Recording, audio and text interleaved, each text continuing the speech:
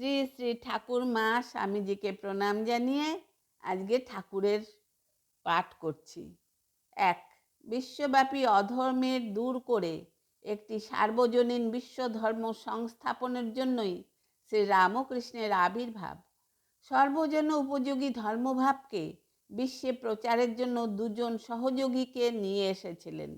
1. শ্রীমা সারদা দেবী এবং 2. নরেন। শ্রীমা সম্পর্কে তিনি বলেছিলেন, ও আমার শক্তি, সারদা, সরস্বতী।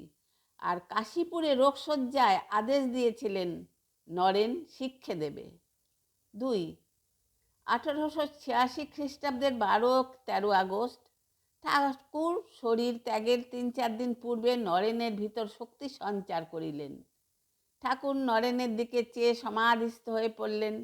নরেন অনুভব করতে পারলেন একটা সূক্ষ্ম তেজ ইলেকট্রিক শকের মতো এসে তার শরীরে ঢুকলো। ক্রমে নরেন বাহ্যজ্ঞান হারিয়ে আড়ষ্ট হয়ে গেলেন। যখন বাহ্য চেতনা হলো, দেখেন ঠাকুর কাঁদছেন। জিজ্ঞাসা করায় ঠাকুর সস্নেহে বললেন, আজ যথা সর্বস্ব তোকে দিয়ে ফকির হলুম। 3. ঠাকুর বলেছেন, ভক্তের কোনো জাত নেই। ভক্তি থাকলেই আত্মা, দেহ, মন সব শুদ্ধ হয়ে যায়। ভক্তি না থাকলে ব্রাহ্মণ ব্রাহ্মণ নয়। 4. আন্তরিক ঈশ্বরকে যে জানতে চাইবেন তারই হবেই হবে। যে ব্যাকুল, ঈশ্বর বই আর কিছুই চায় না, তারই হবে। এটাই ঠাকুরের বাণী। 5. তুমি কেবল দুঃখটাই মনে রেখেছ, তিনি যে এত সুখ দিয়েছেন তা ভুলে যাও কেন? তার এত কৃপা। 3টি বড় বড় জিনিস আমাদের দিয়েছেন, মানুষ জন্ম, ঈশ্বরকে জানবার ব্যাকুলতা আর মহাপুরুষের সঙ্গ। 6.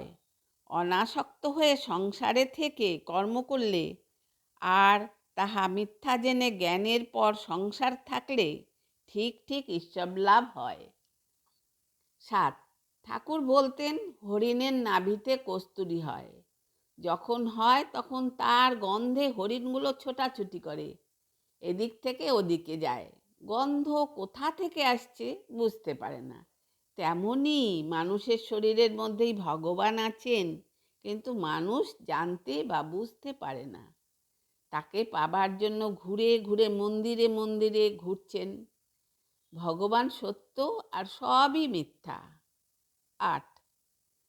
শ্রী শ্রী ঠাকুর রামকৃষ্ণ বলেছেন, কচ্ছপ জলে ঘুরে ঘুরে বেড়ায়, কিন্তু কচ্ছপের মন পড়ে থাকে ডাঙায়, যেখানে সে ডিম পেড়ে রেখেছে। মনটা সবসময় অশান্ত থাকে পাড়ের ডিমের জন্য। ঠাকুর তাই বলেছেন, কচ্ছপের মতো সংসারে থাকো। আজ এখানে শেষ করছি। আপনারা সবাই আমার নমস্কার জানবেন। ভালো থাকবেন, সুস্থ থাকবেন।